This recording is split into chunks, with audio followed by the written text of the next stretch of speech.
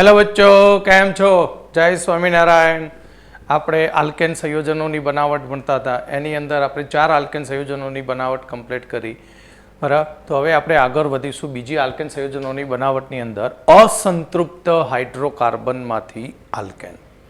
તો અસંતૃપ્ત હાઇડ્રોકાર્બન મતલબ કે અહીંયા આપણું સી ડબલ બોન્ડ સી દ્વિબંધ હોય અથવા તો ત્રિબંધ આપ્યા હોય, તેની આપણે ડાયહાઇડ્રોજન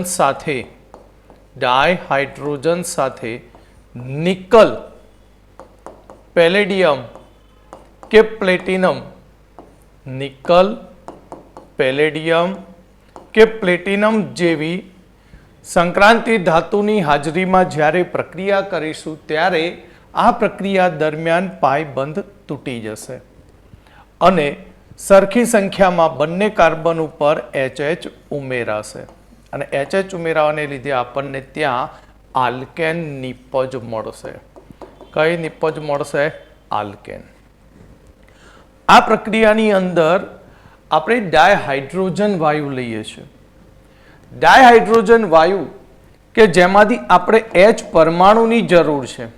કોની જરૂર છે? H પરમાણુની।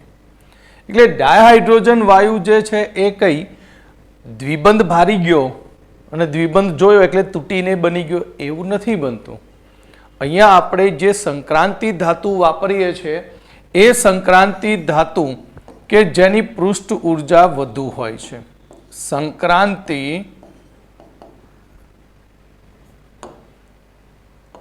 સંક્રાંતિ ધાતુઓ કે જેમની પૃષ્ઠ ઉર્જા વધુ હોય છે।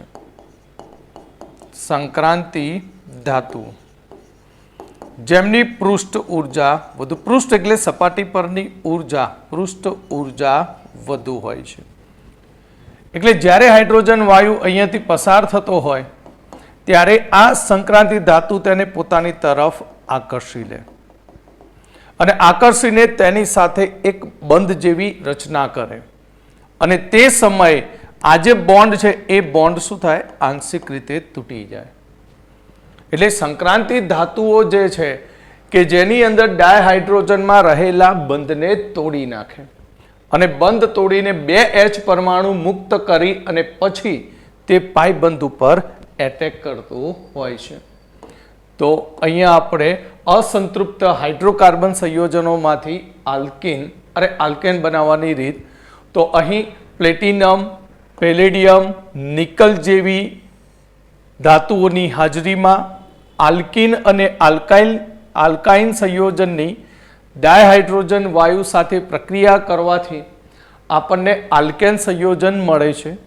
હાઇડ્રોજન ઉમેરાતો હોવાથી આ પ્રક્રિયાને હાઇડ્રોજનીકરણ પ્રક્રિયા અથવા યોક્સિલ પ્રક્રિયા કહેવામાં આવે છે।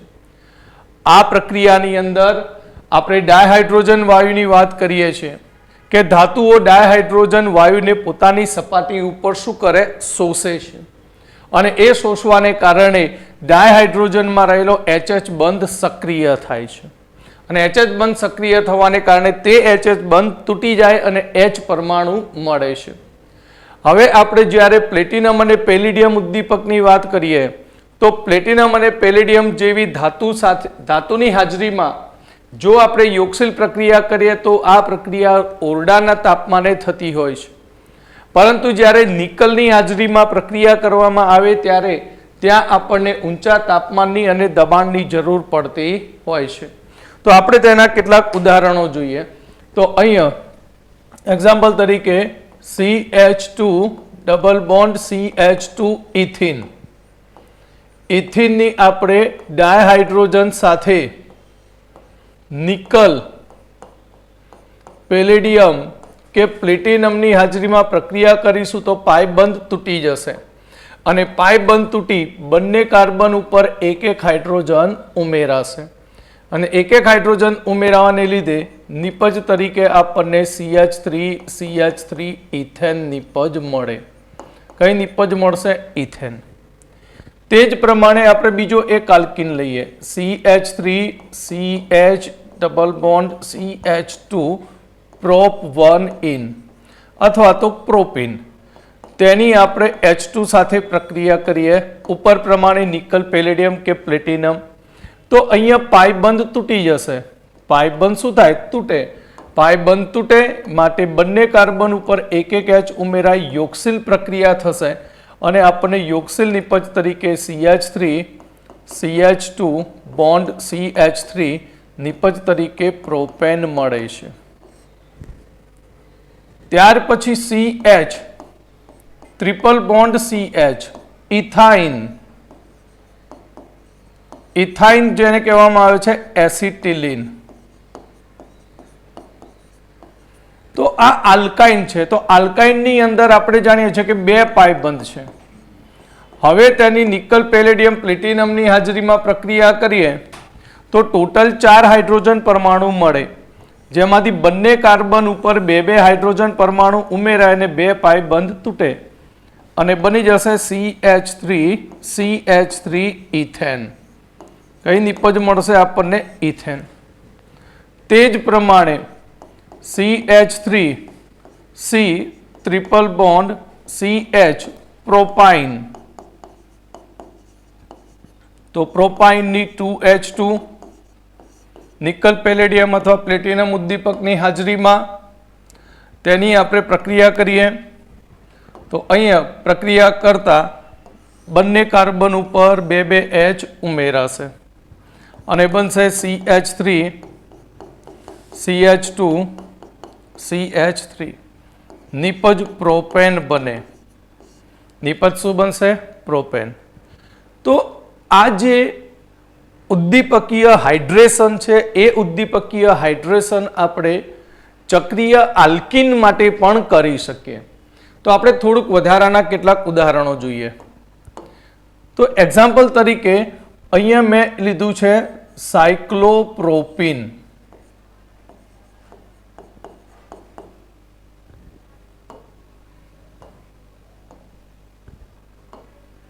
एग्जाम्पल तरीके साइक्लोहेक्सिन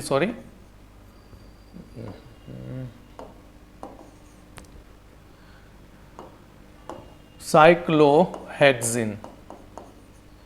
तो साइक्लोहेक्सिन नी H2 साथे निकल उद्दीपकनी हाजरीमां प्रक्रिया करूं, थोड़ुंक गरम करीश।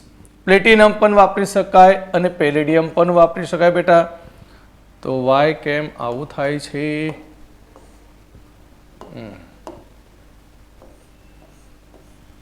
तो अहींया आपणने साइक्लोहेक्सेन निपज मळशे। साइक्लोहेक्सेन निपज मळे। ते ज प्रमाणे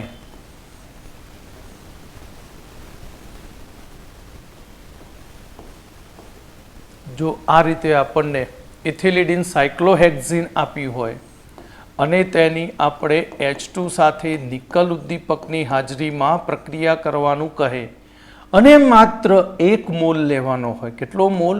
1 મોલ। તો ધ્યાન રાખજો બેટા કે હંમેશા માટે જો ઇક્વિવેલન્ટ મોલ આપ્યા હોય, દ્વિબંધની સાપેક્ષમાં 1 મોલ આપ્યો હોય, તો જે ચક્રીય રચનાની બહારની તરફ દ્વિબંધ હોય તેનું જ રિડક્શન થશે અને તેના રિડક્શનથી આપણને સાયક્લોહેક્સિન મળશે। શું મળશે? ઇથાઇલ સાયક્લોહેક્સિન મળશે। પરંતુ જો આ જ પ્રક્રિયાની અંદર 2 મોલ H2 કયા હોય? 2H2 મોલ, તો બધા જ પાઇબંધનું રિડક્શન થશે। એકલ બંધ હશે તો બહારના પાઇબંધનું રિડક્શન થશે અને જો તેની સંખ્યા જો 2 મોલ આપી હશે અથવા તો વધુ પ્રમાણમાં હાઇડ્રોજન શબ્દ લખ્યો હશે તો બધા જ પાઇબંધનું રિડક્શન થઈ જશે અને બધા જ પાઇબંધના રિડક્શનથી ઇથાઇલ સાયક્લોહેક્સેન બની જશે। ઇથાઇલ સાયક્લોહેક્સેન નિપજ બની જશે। ઓકે, તો આ રીતે આપણે રિડક્શન પ્રક્રિયા કરીને આલ્કેન કે ચક્રીય આલ્કેન સંયોજન બનાવી શકીએ છીએ। એક લાસ્ટ ઉદાહરણ આપણે જોઈએ તો અહીંયા મેં લીધું છે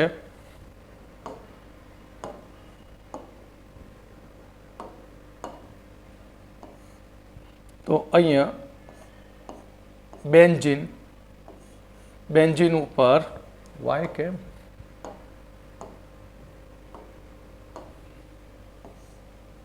બેન્ઝીન ઉપર ઇથિન લગાવ્યું.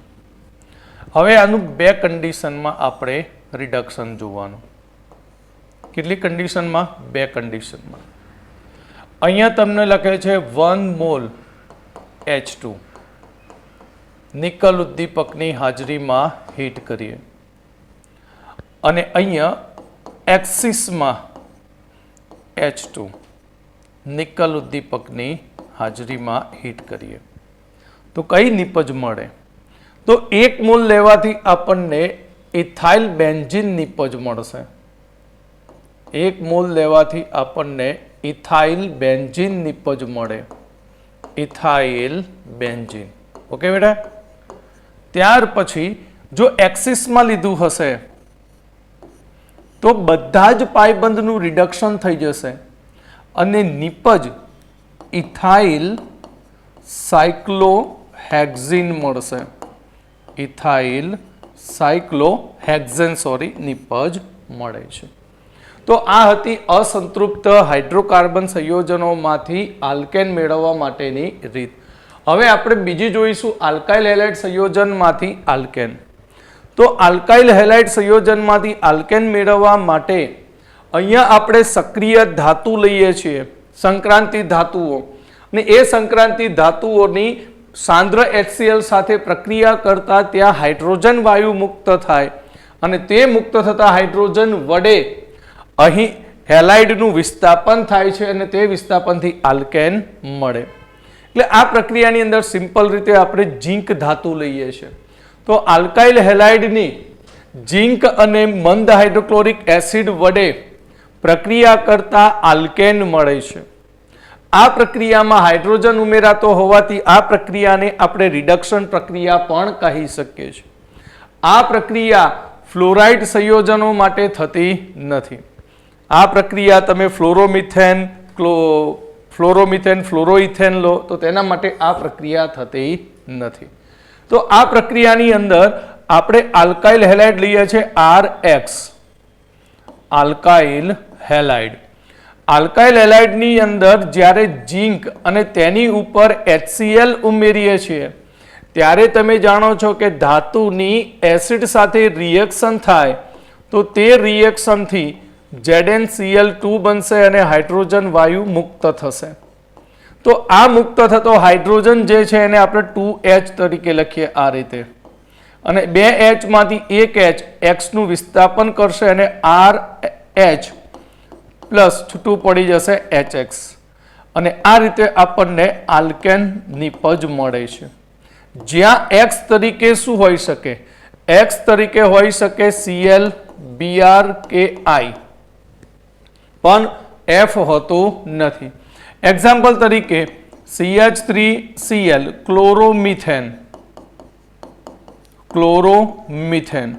ક્લોરોમિથેનની અંદર નાખીશું આપણે ઝીંક અને HCl.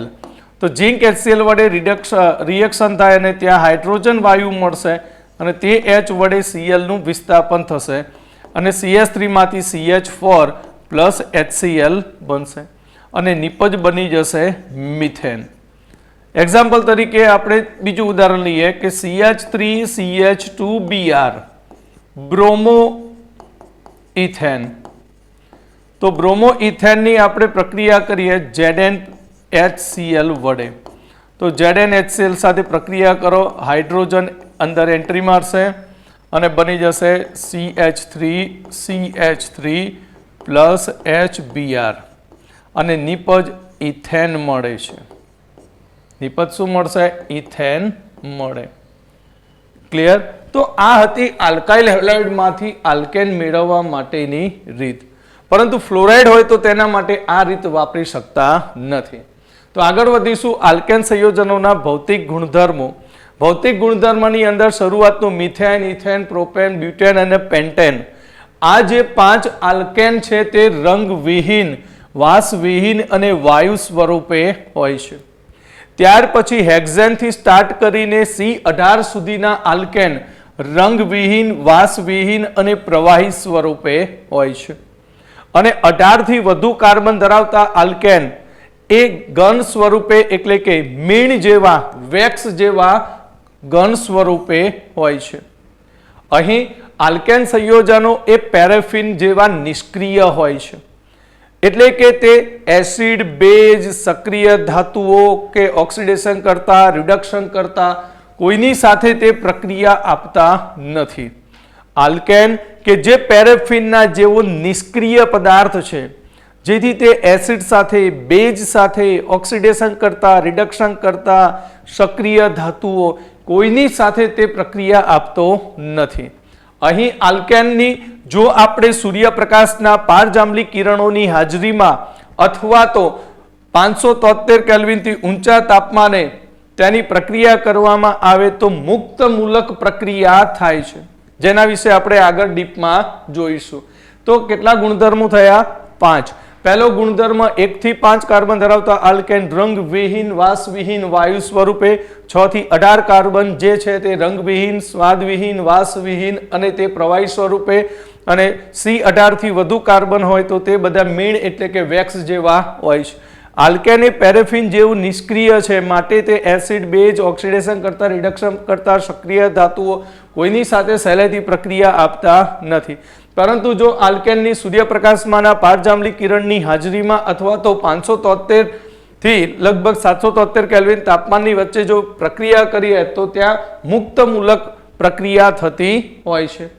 અહીં આલ્કેનમાં વાત કરીએ તો પ્રાથમિક રેખીય આલ્કેનમાં જેમ જેમ કાર્બનની સંખ્યા વધે તેમ ઉત્કલન બિંદુમાં વધારો થાય છે. કેમ? કારણ કે પ્રાથમિક રેખીય આલ્કેનમાં જેમ જેમ કાર્બનની સંખ્યા વધે તેમ તેના મોલર દરમાં વધારો થાય છે. તમે સમાનધર્મી શ્રેણીની અંદર ભણી ગયા, પ્રત્યેક કાર્બન વચ્ચે કેટલો તફાવત હોય છે? CH2 જેટલો તફાવત હોય છે. એટલે કે દર વખતે એક સભ્ય ઉમેરાય કાર્બનનો એટલે 14 એટોમિક માસ યુનિટનો વધારો થતો હોય છે. એટલે કે પ્રાથમિક રેખીય આલ્કેનમાં કાર્બનની સંખ્યા વધે તેમ ઉત્કલન બિંદુ વધે છે, કારણ કે મોલર દળ વધે છે. એટલે આપણે કહી શકીએ કે ઉત્કલન બિંદુનો સંબંધ જે છે એ મોલર દર સાથે સમપ્રમાણનો સંબંધ છે. જેમ જેમ મોલર દર વધતું જશે તેમ ઉત્કલન બિંદુ પણ વધતું જશે. એટલે આપણે કહી શકીએ કે મિથેન કરતાં ઇથેનનું ઉત્કલન બિંદુ વધારે, ઇથેન કરતાં પ્રોપેનનું ઉત્કલન બિંદુ વધારે, પ્રોપેન કરતાં નોર્મલ પ્રોપેન કરતાં નોર્મલ પેન્ટેન, બધી નોર્મલ આઇટમમાં ક્રમશઃ ઉત્કલન બિંદુમાં સતત વધારો થતો હોય છે. પરંતુ જ્યારે શાખીય આલ્કેનની વાત કરીએ તો શાખીય આલ્કેનમાં પ્રાથમિકથી દ્વિતીયક આલ્કેન, દ્વિતીયકથી તૃતીયક આલ્કેન તરફ જઈએ તો તેમ તેના ઉત્કલન બિંદુમાં ક્રમશઃ ઘટાડો થતો જાય છે. કેમ ઘટાડો થશે? તો એનું કારણ છે કે અહીંયા પ્રાથમિકમાંથી દ્વિતીયકમાં જઈએ અને દ્વિતીયકમાંથી તૃતીયકમાં જઈએ એટલે શાખીય રચના વધે, અને જેમ જેમ શાખીય રચના વધે તેમ ઉત્કલન બિંદુમાં ઘટાડો થાય છે. એટલે કે ઉત્કલન બિંદુ ને અહીં સમઘટકોની અંદર વાત કરીએ તો તેને શાખીય સાથેનો સંબંધ વ્યસ્ત છે. શાખાની સંખ્યા સાથે કયો સંબંધ ધરાવે? વ્યસ્ત. એટલે પ્રાઇમરીનું એ બિનશાખીય કહેવાય. પ્રાઇમરી આલ્કેન બિનશાખીય, માટે તેનું ઉત્કલન બિંદુ સૌથી વધુ હશે. ત્યાર પછી સેકન્ડરી અને ત્યાર પછી ટર્સરીનું ઉત્કલન બિંદુ હોય છે. પરંતુ એક અપવાદ છે કે શાખીય રચના વધે અને અણુમાં સીમિત રચના બનતી હોય તો તેનું ઉત્કલન બિંદુ સૌથી વધુ હશે. આજે જ તમને આ પહેલી વખત જાણવા મળશે, તમને ક્યાંય જાણવા નહીં મળે કે સીમિત આલ્કેન હશે શાખીય રચનાનો તો તેનું ઉત્કલન બિંદુ સૌથી વધુ હશે. એક્ઝામ્પલ તરીકે પેન્ટેન કેવી રીતે સીમિત સમજી લો. એક્ઝામ્પલ તરીકે પેન્ટેનનો સમઘટક બનાવું. નંબર 1 તો પહેલું CH3 CH2 CH2 CH2 CH3 normal pentane આ પ્રાથમિક થયો. નંબર 2 બીજો, હવે એક આઈસો બનાવીએ.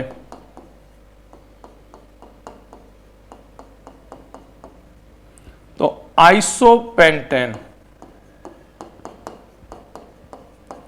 અને ત્રીજો સમઘટક બનાવીશું CH3 C CH3 CH3 CH3 નિયોપેન્ટેન. તો નિયોપેન્ટેન એ સિમેટ્રિકલ છે, સિમિત છે. કેમ? કારણ કે તમે નિયોપેન્ટેનનું સ્ટ્રક્ચર જુઓ તો બધા CH3 CH3 CH3 સિમિત અણુ બને છે. એટલે કે અહીં જ્યારે તેના ઉત્કલન બિંદુના ક્રમની વાત કરીએ તો યાદ રાખજો કે ઉત્કલન બિંદુ નિયોપેન્ટેનના સમઘટકોમાં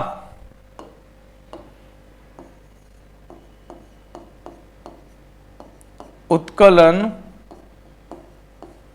બિંદુનો ક્રમ તો સૌથી વધુ ઉત્કલન બિંદુ નંબર 3 નિયોપેન્ટેનનું, ત્યાર પછી પ્રાથમિક અને છેલ્લે આવશે સેકન્ડરીનું. છેલ્લે કોનું આવશે? સેકન્ડરી, એટલે કે સેકન્ડ નંબરનું, આઈસોનું સૌથી છેલ્લું હશે. ઓકે, ખાસ ધ્યાન રાખજો. બિનશાખીય આલ્કેનના અંદર કાર્બનની સંખ્યા વધે તેમ તેના ગલન બિંદુમાં પણ વધારો થાય છે. બિનશાખીય આલ્કેનનું મોલર દર વધે તેમ તેના ગલન બિંદુમાં પણ વધારો થાય. ઘનતાની વાત કરીએ તો આલ્કેન સંયોજનોની ઘનતા 0.1 થી 0.9 ની વચ્ચે હોય છે. 0.1 થી 0.9 ની વચ્ચે. પાણીની ઘનતા તમે જાણો છો 1 છે, એટલે આલ્કેન સંયોજનોની ઘનતા એ પાણી કરતા ઓછી હોય છે. આલ્કેન સંયોજનોની ઘનતા પાણી કરતા ઓછી હોય છે. હવે આપણે આગળ બીજું આલ્કેનના રાસાયણિક ગુણધર્મો. તો આલ્કેનના રાસાયણિક ગુણધર્મો હવે આપણે જોઈએ છે. તો રાસાયણિક ગુણધર્મની અંદર સૌથી પહેલું વિસ્થાપન પ્રક્રિયા. તો વિસ્થાપન પ્રક્રિયા કયા કયા પ્રકારની હોઈ શકે? તો વિસ્થાપન પ્રક્રિયાની અંદર શું થાય કે આલ્કેનની અંદર જે હાઇડ્રોજન પરમાણુ છે તેમાંથી એક અથવા તો એકથી વધારે હાઇડ્રોજનનું અન્ય કોઈ વિસ્થાપક સમૂહ દ્વારા વિસ્થાપન થાય છે. તો તેવી પ્રક્રિયાને વિસ્થાપન પ્રક્રિયા કહેવામાં આવે છે. જેમ કે અહીંયા કોઈ આલ્કેન છે RH. હવે RH, H ને કોણ તગડી મૂકી શકે? X કાઢી મૂકી શકે, NO2 સમૂહ કાઢી શકે, SO3H સલ્ફોનિક એસિડ સમૂહ પણ એને વિદાય આપી શકે.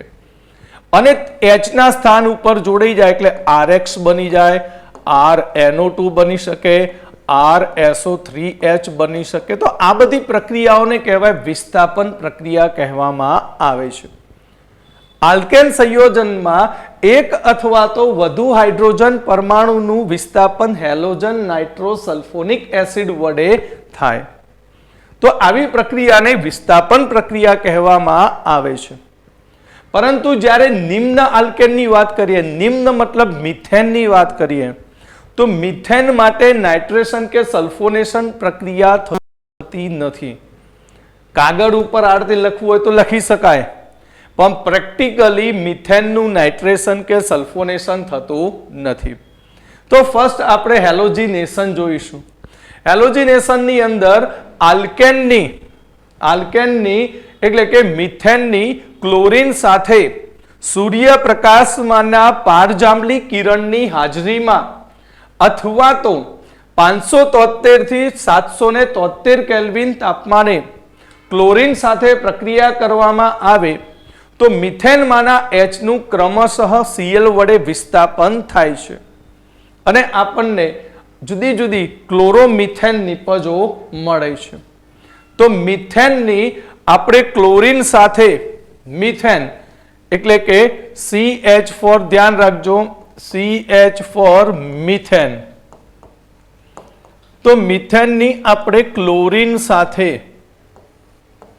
સૂર્યપ્રકાશના પારજાંબલી કિરણ એટલે ફોટોન H લખીએ અથવા 573 થી 773 કેલ્વિન તાપમાને પ્રક્રિયા કરીએ.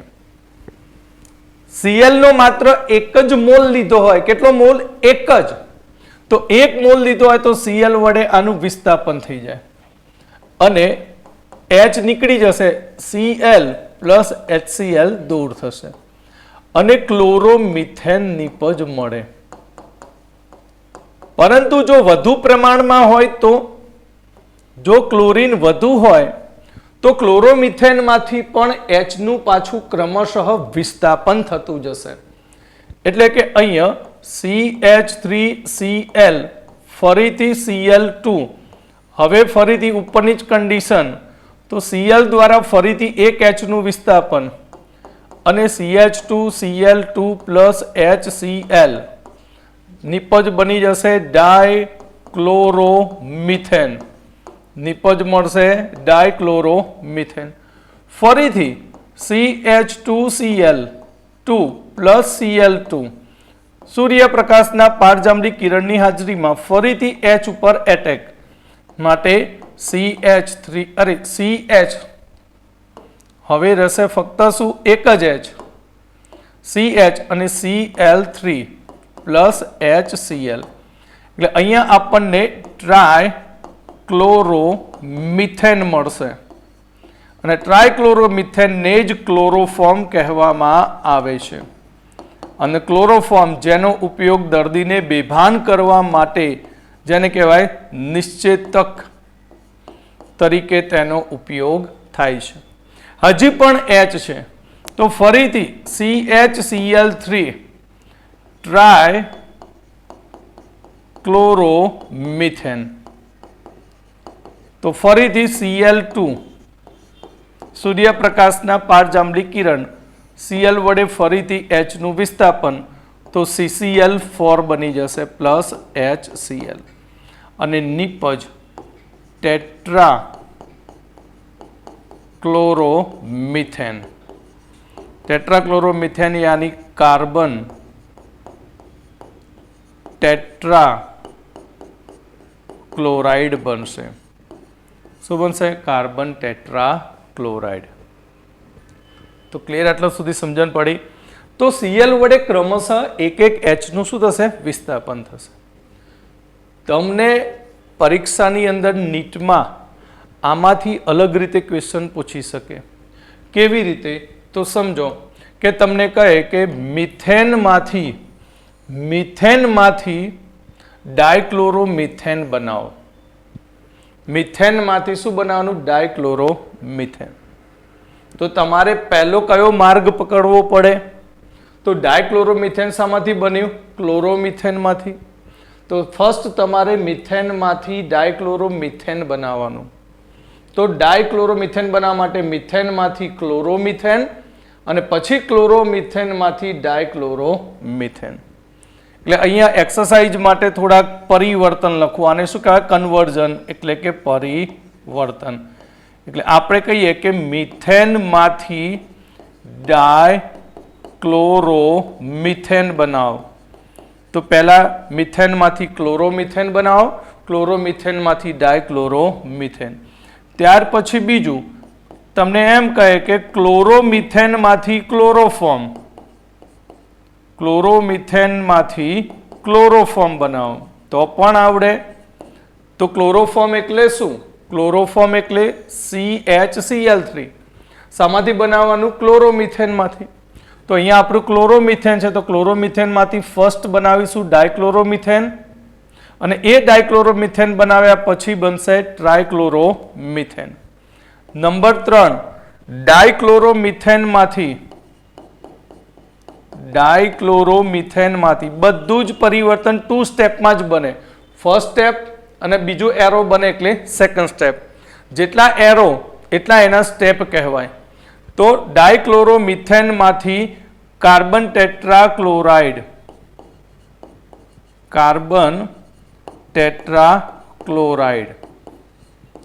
તો અહીંયાથી તમને આ રીતે 3 નાની નાની એક્સરસાઇઝ તમને નીટ માટે ઉપયોગી બને તે રીતે મેં લખીને આપી છે. એની પ્રેક્ટિસ કરજો બનાવવાની, જેથી તમને ક્યારેય પ્રોબ્લેમ થાય નહીં ઓર્ગેનિકની અંદર. તો આ પ્રક્રિયા કેવી રીતે થશે? આ તો આપણે લખી દીધું, એક એક Cl ધક્કો મારતો ગયો ને એક એક H ઉડતો ગયો. આ ધક્કા પાટીવાળી પ્રક્રિયા નથી, બરાબર. આ પ્રક્રિયા છે મુક્તમૂલક હેલોજિનેશન થાય. કેવી રીતે મુક્તમૂલક હેલોજિનેશન થશે તેની આપણે ક્રિયાવિધિ જોઈશું. તો સૌ પ્રથમ આપણે પ્રક્રિયાની અંદર મિથેન અને મિથેન અને ડાયક્લોરિન લઈએ છીએ. તો મિથેનની વાત કરીએ તો મિથેન અથવા કોઈ પણ બીજો કોઈ ઘટક લઈએ, મિથેન ઇથેન XYZ, તો C પછી મિથેન સાથે શું હોય H હોય, જ્યારે ડાયક્લોરોમાં શું હોય CCl હોય. તો અહીંયા આપણા જોઈએ તો કયો બંધ સૌથી નિર્બળ બને, તો સૌથી નિર્બળ બનશે CCl બંધ બનશે. કેમ? કારણ કે CCl ઉપર લોન પેર હોય અને તમે જાણો લોન પેર જ્યારે નજીક આવે તો એકબીજા ઉપર અપાકર્ષણ બળ લગાવે અને CCl બંધ કેવો બની જાય નિર્બળ. એટલે પ્રથમ પ્રારંભની અંદર સૂર્યપ્રકાશની હાજરીમાં માત્ર CCl એટલે કે ડાયક્લોરિનનું સમવિભાજન થશે. સૌ પ્રથમ ડાયક્લોરિનનું સમવિભાજન થશે. કેમ? કારણ કે CC અને CH કરતા CCl બંધ એ નિર્બળ છે, માટે સહેલાઈથી તેમાંથી સમવિભાજનથી આપણને ક્લોરીન મુક્ત મૂલક મળે. એટલે આ બે Cl જે બંધ વડે જોડાયેલા છે. ઓકે, હવે આનું થશે સમવિભાજન. સમવિભાજન મતલબ કે અહીંયા ભાઈ ક્લોરીનના જે બે ઇલેક્ટ્રોન છે, કેટલા ઇલેક્ટ્રોન છે? બે. તો બંધના બે ઇલેક્ટ્રોનમાંથી એક ઇલેક્ટ્રોન આ Cl લઈ લેશે, બીજો આ Cl લઈને છૂટો પડે અને છૂટો પડવાથી Cl પ્લસ Cl આ જે બન્યો તેને કહેવાય મુક્ત મૂલક. આ રીતે આપણને સૌથી પ્રારંભમાં ક્લોરીન મુક્ત મૂલક મળે. હવે આ ક્લોરીન મુક્ત મૂલક એ ખૂબ જ સક્રિય સ્પીસીઝ છે અને એ સક્રિય સ્પીસીઝ હવે મિથેનના CH ઉપર એટેક કરે અને મિથેનના CH ઉપર એટેક કરી અને ત્યાં મિથાઇલ મુક્ત મૂલક બનાવશે. ક્લોરીન હવે મિથેનના અણુ ઉપર હુમલો કરશે, CH બંધને તોડી નાખશે, પ્રક્રિયાને પુરોગામી દિશામાં ધકેલશે અને મિથાઇલ મુક્ત મૂલક બનાવશે. કેવી રીતે? જુઓ કે આપણે લઈએ મિથેન, ધ્યાન રાખજો અહીંયા કે C આ H મિથેન. હવે તેના સંપર્કમાં આવે છે કોણ? Cl મુક્ત મૂલક. તો અહીં આ જે ચારે ચાર CH બંધ છે એમાંથી કોઈ એક બંધ તૂટે એટલે અહીંયા સમવિભાજન થાય. અહીંયાથી H ઇલેક્ટ્રોન લઈને છૂટો પડે, આ ઇલેક્ટ્રોન કાર્બન ઉપર જાય અને કાર્બન ઉપર જશે એટલે C H અને આ મુક્ત મૂલક અને અહીંયા બની જશે HCl અને આ રીતે આપણને મિથાઇલ મુક્ત મૂલક મળશે. શું મળશે? મિથાઇલ મુક્ત મૂલક મળે અને આ મિથાઇલ મુક્ત મૂલક ફરી પાછો Cl2 ઉપર એટેક કરે અને ત્યાંથી ક્લોરીન મુક્ત મૂલક કરીને પોતે ક્લોરોમિથેન બનાવશે. શું બનાવશે? ક્લોરોમિથેન બનાવશે. એટલે મિથાઇલ મુક્ત મૂલક બન્યો જે ક્લોરીનના બીજા અણુ ઉપર એટેક કરશે અને ક્લોરીનના બીજા અણુનું સમવિભાજન કરી ક્લોરીન મુક્ત મૂલક બનાવશે અને બનશે ક્લોરોમિથેન બનશે. એટલે અહીં આપણે જે બનાવ્યું કયો મુક્ત મૂલક? મિથાઇલ CH3 મિથાઇલ મુક્ત મૂલક પ્લસ અહીંયા છે Cl2 ક્લોરીનનો બીજો અણુ અને આ ક્લોરીનના બીજા અણુનું ફરી પાછું સમવિભાજન થાય એટલે આ ઇલેક્ટ્રોન આ Cl ઉપર અહીંયા અને બંને છૂટા પડી જાય અને Cl મુક્ત મૂલક બીજા મિથાઇલ મુક્ત મૂલક સાથે જોડાઈ જશે અને બનાવશે ક્લોરોમિથેન અને છૂટો પડશે ક્લોરીન મુક્ત મૂલક. ક્લિયર? આ રીતે આપણને મળશે ફરીથી ક્લોરીન મુક્ત મૂલક. એટલે આપણે બે પ્રક્રિયા જોઈ, પ્રક્રિયા A અને પ્રક્રિયા B. તો પ્રક્રિયા A અને B દરમિયાન આપણે અનુક્રમે જોઈએ તો મિથાઇલ અને ક્લોરીન મુક્ત મૂલકો બનતા જશે અને એ મુક્ત મૂલકો બનતા જશે એમ પ્રક્રિયા શૃંખલા આગળ ને આગળ વધતી જશે. હવે જો થશે શું? Cl મુક્ત મૂલક મળ્યો. ધ્યાન રાખો, Cl મુક્ત મૂલક મળ્યો, Cl મુક્ત મૂલક પ્લસ અહીંયા આપણે એક H બહાર કાઢીએ કેટલા H હતા 3, તો એક બહાર કાઢ્યો તો CH2Cl. ઓકે, હવે આ Cl મુક્ત મૂલક આની ઉપર એટેક કરશે. જો કેવી રીતે પ્રક્રિયા આગળ વધે, બહુ મજાનું છે. તો અહીંયા આ મુક્ત મૂલક બન્યો H અને આ બન્યો CH2Cl મુક્ત મૂલક. હવે આ બે જોડાઈ જશે એટલે HCl બનશે પ્લસ HCl બનશે પ્લસ બનશે CH2Cl મુક્ત મૂલક. હવે આ Cl2 મુક્ત મૂલક ફરી પાછા ક્લોરીનના ત્રીજા અણુ ઉપર એટેક કરે. કયા અણુ ઉપર? ત્રીજા. એટલે અહીંયા આપણો CH2Cl પ્લસ ClCl અને આ ફરી પાછું Cl મુક્ત મૂલક. તો અહીંયાથી Cl એક આની સાથે જોડાઈ જશે એટલે બનશે CH2Cl2 અને ફરી પાછું Cl મુક્ત મૂલક. મુક્ત મૂલકો બન્યા જ કરે અને H છૂટો પડ્યા કરે. ફરી પાછો Cl મુક્ત મૂલક આની ઉપર એટેક કરે તો આ Cl મુક્ત મૂલક.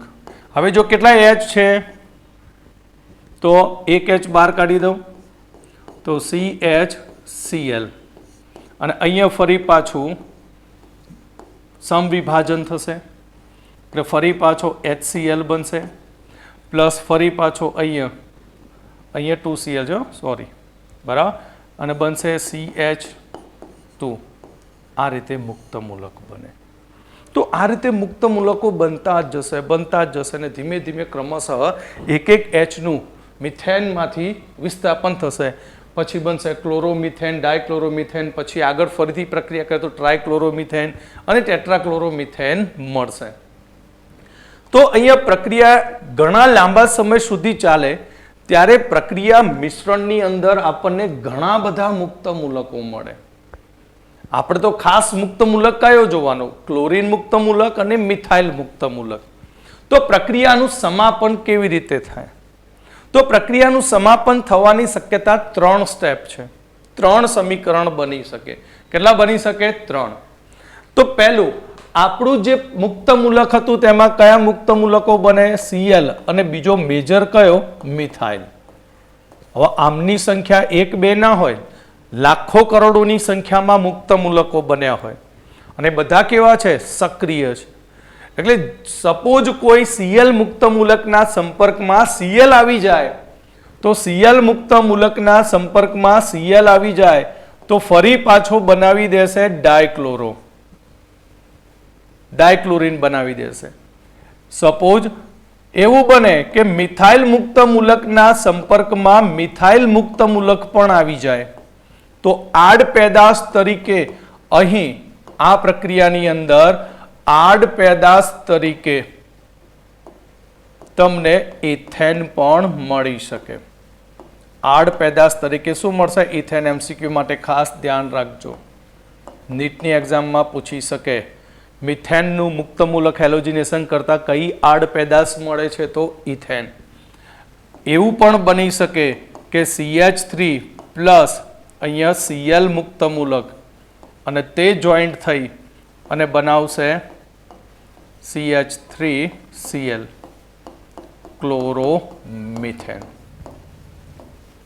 ક્લોરોમિથેન બનાવશે. ઓકે, તો આ તો મુક્ત મૂલક હેલોજિનેશન. તો પ્રક્રિયા C ની અંદર આપણને ક્લોરોમિથેન એક નિપજ તરીકે મળે અને પ્રક્રિયાની અંદર આ રીતે બધા જ મુક્ત મૂલકો વપરાઈ જાય છે. આ પ્રક્રિયાની અંદર આપણે ક્લોરીનની વાત કરી છે. ક્લોરીનની જગ્યાએ તો એના બીજા પણ ફેમિલી મેમ્બરો છે. ફ્લોરો છે, બરાબર, F2 છે, Br2 છે, Cl2 પણ છે.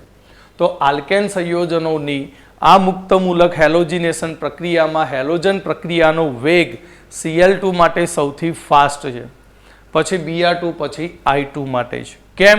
તો એના રીજનો પણ છે. પ્રક્રિયા ઉષ્મા શોષક છે કે ઉષ્મા ક્ષેપક છે તે પ્રમાણે થાય. બીજું, આલ્કેનની અંદર 3 પ્રકારના આપણને આલ્કેન મળે: પ્રાઇમરી, સેકન્ડરી અને ટર્સરી. ટર્સરી હોય તો શાખિત હોય, સેકન્ડરી એ પણ શાખિત હોઈ શકે અને પ્રાઇમરી એટલે કે છેલ્લી કક્ષાનો કે જેમાં કોઈ શાખા પડે નહીં. તો આલ્કેન સંયોજનોમાં હાઇડ્રોજન પરમાણુના વિસ્થાપન પ્રક્રિયાનો વેગ તે હાઇડ્રોજનના પ્રકાર ઉપર હોય છે.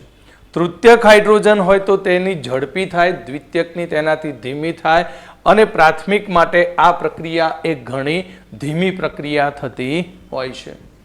ફ્લોરિનેશન પ્રક્રિયા અહીં થતી નથી, કારણ કે ફ્લોરિનેશન પ્રક્રિયા એ ખૂબ જ ઝડપી પ્રક્રિયા હોય છે, વિસ્ફોટ થવાની પણ શક્યતા રહેતી હોય છે. એટલે આ પ્રક્રિયા થાય ખરી, પણ ખૂબ જ નિયંત્રિત પરિસ્થિતિમાં કરવી પડે છે.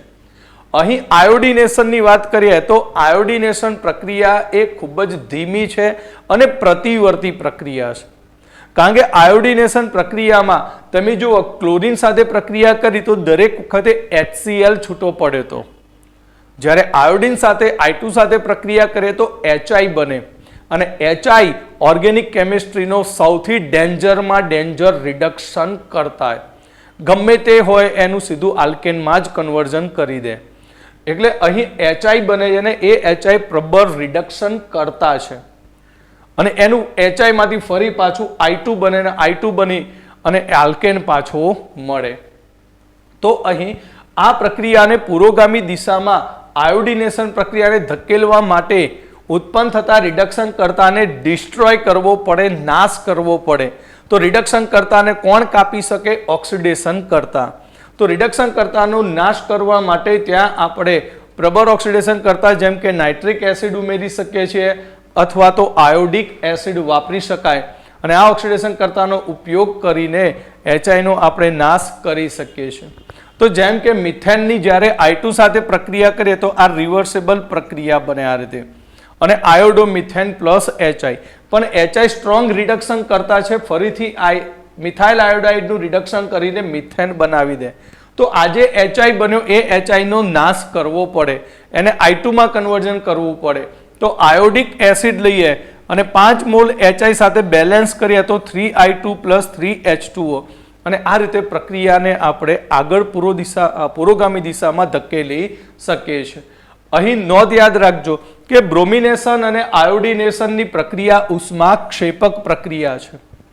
પહેલું સ્ટેપ અને છેલ્લું સ્ટેપ બંને સ્ટેપમાં ઉષ્માની જ જરૂર પડતી હોય છે, જ્યારે ફ્લોરિનેશન અને ક્લોરિનેશન પ્રક્રિયા ઉષ્માક્ષેપક પ્રક્રિયાઓ છે. અહીં જ્યારે અપવાદની વાત કરીએ તો મિથેનનું જ્યારે ક્લોરિનેશન કરીએ છીએ ત્યારે તે પ્રક્રિયા ઉષ્માક્ષેપક પ્રક્રિયા હોય છે. મિથેનનું ક્લોરિનેશન કરીએ તો તે પ્રક્રિયા ઉષ્માક્ષેપક પ્રકારની પ્રક્રિયા છે.